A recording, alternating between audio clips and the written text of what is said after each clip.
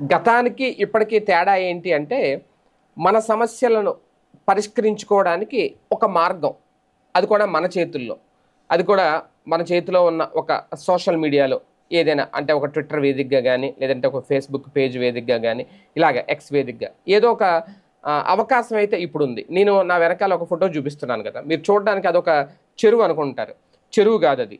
ఒక రోడ్ అనమాట. ఇది ఎక్కడంటే ప్రకాశం జిల్లా పమిడిపాడు మండలంలోని కనగాలవారిపాలెం అనే గ్రామంలో గతంలోనే జగన్మోహన్ రెడ్డి గారి హయాంలోనే ఈ గ్రామంలో రోడ్డు అయితే వేసేశారు అప్పట్లో. మళ్ళీ మామూలు రోడ్డు కూడా కాదు. సిమెంట్ రోడ్డు వేశారు. రోడ్డు అంతా పూర్తి చేశారు గానీ రోడ్డు చివరకొచ్చేసరికి ఒక ఇంటి ముందు మాత్రం కొంచెం దూరం రోడ్డునైతే అలాగే వదిలేశారు. అప్పటినుంచి వాళ్ళు నానా అవస్థలు పడుతున్నారు. వర్షం వచ్చినప్పుడు ఆ రోడ్డు పరిస్థితి అది.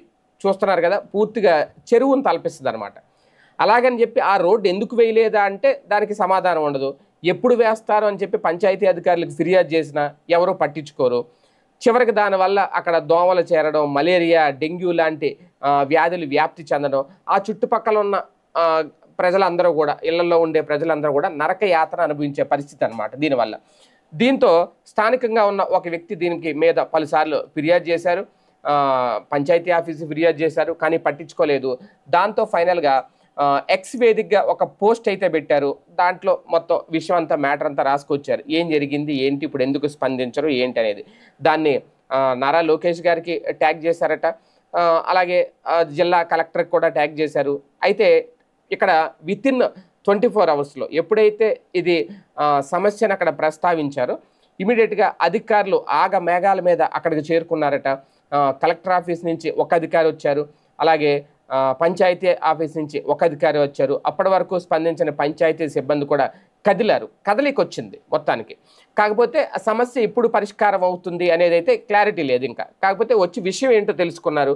అక్కడ రోడ్డు ఎందుకు ఆగిపోయింది, ఎందుకు పూర్తిగా వేయలేదు అనేది. ఎందుకంటే ఒక రోడ్డు అసలు శాంక్షన్ అవ్వాలంటేనే అది పెద్ద తతంగం. తర్వాత ఆ కాంట్రాక్టర్లు వాళ్ళకి ఎంతవరకు లిమిట్ ఉందో, పరిధి ఉందో అంతవరకు రోడ్డు వేసి వెళ్ళాలి. కానీ రోడ్డుని ఎందుకు ఇక్కడ వరకు ఆపేశారంటే లోకల్ ఇష్యూస్ ఏ ఉండుంటాయి ఖచ్చితంగా. అది ఎవరు చూడాలి ఇప్పుడు? అధికారులే దాన్ని సాల్వ్ చేయాలి. ఇప్పటికే చాలా సివిల్ వివాదాలు, ప్రజా దర్బార్ లాంటి కార్యక్రమాలు పెట్టి నారా లోకేష్ గారు నడుపుతున్నారంటే ఇలాంటి సివిల్ వివాదాలే ఎక్కువ. భూ ఆక్రమణలని, లేదంటే మా స్థలం వేరే వాళ్ళలో కలిసిపోయిందని, మా స్థలంలో వేరే వాళ్ళు ఇల్లు కట్టేసుకున్నారు కొంచెం ముందుకు వచ్చేసి, ఇవన్నీ సివిల్ వివాదాలు. అలాగే ఇప్పుడు కూడా ఈ రోడ్డుకు సంబంధించిన వ్యవహారం కూడా అంతే ఇప్పుడు. కాకపోతే దీని మీద అధికారులు అయితే స్పందించారు ఇమీడియట్గా. ఒక రకంగా చెప్పాలంటే జిల్లా కలెక్టర్ చాలా వేగంగా స్పందించారట దీనికి సంబంధించి. కింది స్థాయి అధికారులకు కూడా ఆయన ఇమీడియట్గా ఆర్డర్స్ ఇచ్చారట గ్రీవెన్స్ మీటింగ్లోనే.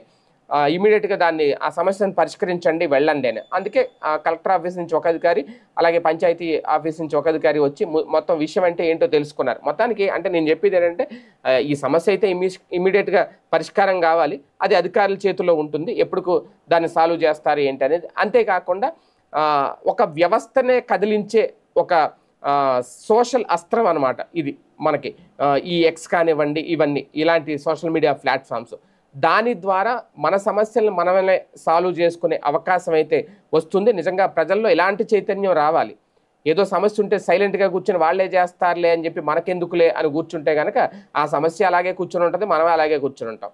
ఇలాంటి యువకులు ముందుకొచ్చి ఆ ప్లాట్ఫామ్స్ని ఉపయోగించుకుంటే, సోషల్ మీడియా ప్లాట్ఫామ్స్ని, తద్వారా అధికారుల్లో కూడా చలనం తీసుకురావచ్చు, అధికారుల్లో కదలిక తీసుకురావచ్చు. ఇప్పుడు కనగాలవారి పాలెంలో అయితే మాత్రం అదే జరిగింది. కదలిక అయితే వచ్చింది, అధికారుల్లో వచ్చి చూశారు. కాకపోతే దానికి ఆ సమస్యకి పరిష్కారం ఎప్పుడు వస్తుందా అనేది వేచి చూడాల్సిన అంశం.